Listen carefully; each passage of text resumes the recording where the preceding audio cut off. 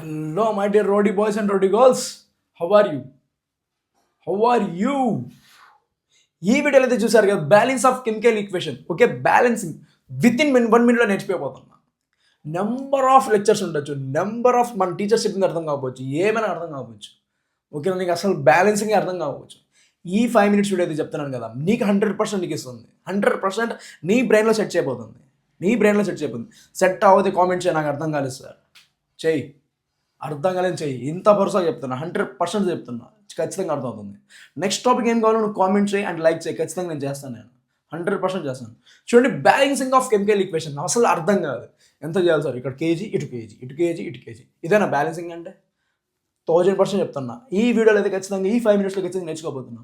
Okay, చూడండి, ఇక్కడ balance of chemical equation అంటే, ఓకే, ఫస్ట్ మనం తెలియాల్సింది ఏంటంటే, these are reactants, these are products. And ఇవి రియాక్టెంట్స్, ఇవి ప్రోడక్ట్స్, ఇవి రియాక్టెంట్స్, ఇవి products, reactants products. This is direction forward backward.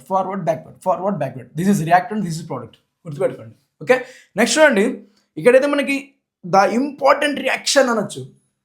ఖచ్చితంగా దీని మీద ఉంటుంది మన question. This is a very very important reaction. చూడండి, ఇక్కడ ఫెర్రస్ వచ్చాడు, H2O వచ్చాడు, అది బ్యాలెన్స్ లేదు.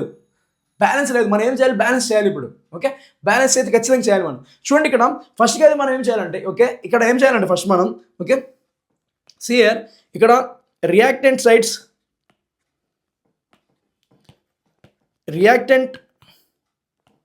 Side and product side number of atoms రాసుకోవాలి. ఏంటి? నెంబర్ ఆఫ్ యాటమ్స్ రాసుకోవాలి. చూడండి ఇక్కడ,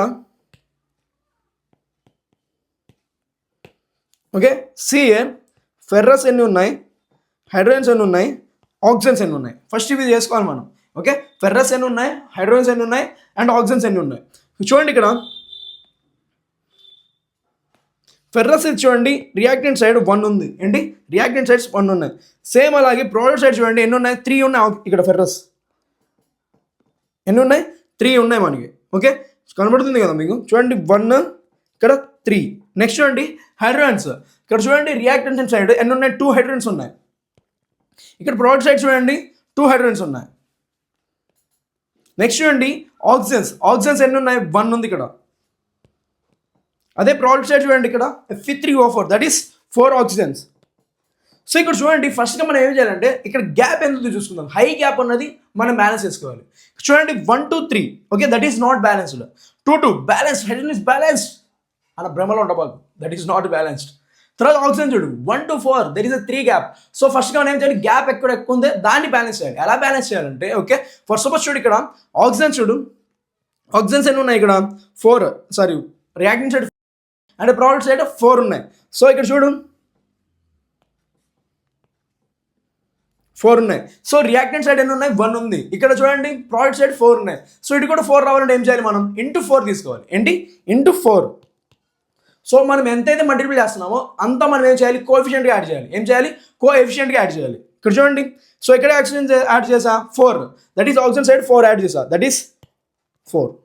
ఓకే, నెక్స్ట్ చూడు, ఫెర్రస్ చూడు, రియాక్టెంట్ సైడ్ 1 ఉంది, ప్రోడక్ట్ సైడ్ 3 ఉన్నాయి. సో ఇప్పుడు ఏం చేయాలి? అగైన్ ఇంటూ 3తో మల్టిపుల్ చేయాలి. ఓకే, ఇంటూ 3తో మల్టిపుల్ చేయాలి. అయిపోయింది. సో చూడు, ఇక్కడ ఏమైంది? ఎక్కడ రియాక్టెంట్ సైడ్ నేను మల్టిపుల్ చేసా. సేమ్ అలాగే ఈ 3 తీసుకొని కోఎఫిషియెంట్ దగ్గర పెట్టాలి. కోఎఫిషియెంట్ ఏదైంది? నెంబర్, దాని ముందర పెట్టేయాలి. Okay, that is 3. చూడు, 3 ఫెర్రస్ ప్లస్ 4H2O. సార్ ఇక్కడ హైడ్రోజన్ బ్యాలెన్స్ అవ్వలేదు సార్ ఇప్పుడు.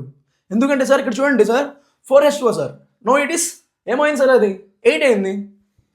సో ఇది ఏమైంది? దట్ ఈస్ 8 అయిపోయింది. సో హైడ్రోజన్ ఏమైంది? అన్బ్యాలెన్స్డ్ అయిపోయింది. నేను చెప్పాను ఇది ఆ భ్రమలో ఉంటుందని చెప్పి. సో ఇప్పుడు చూడండి, ఇక్కడ ప్రోడక్ట్ సైడ్ ఎంత ఉంది? 2 ఉంది. సో అగైన్ దాన్ని 8 చేయాలని ఏం చేయాలి మనం? Again into 4. సో ఎటు సైడ్? ప్రోడక్ట్ సైడ్ నేను మల్టిపుల్ చేసా. సేమ్ అలాగే ప్రోడక్ట్ సైడ్ వెళ్ళేసి మనం ఏం చేయాలంటే 4 యాడ్ చేసుకోవాలి. చూడండి, it is balanced. No, it is balanced. ఇప్పుడు బ్యాలెన్స్ ఏమైంది చూడండి, that is 3Fe plus 4H2 gives rise to Fe3O4 plus 4H2. It is balanced. ఇది ఇప్పుడు బ్యాలెన్స్ అయిపోయింది చూడండి. ఓకే, ఏం లేదు, మనం చూడండి, reactant side product side atoms రాసుకోవాలి. దాని తర్వాత ఎక్కడైతే ఎక్కువ గ్యాప్ ఉంటుందో దాన్ని చేయాలి. ఓకే, ఎక్కడైతే గ్యాప్ ఎక్కువ ఉంటుందో దాన్ని మల్టిపుల్ చేసుకోవాలి, ఈక్వల్ చేసుకోవాలి. ఎక్కడైతే మల్టిపుల్ చేస్తామో సో దాని కోఎఫిషియెంట్ యాడ్ చేసుకోవాలి. రియాక్టెంట్ అది రియాక్టెంట్, ప్రోడక్ట్ అది ప్రోడక్ట్.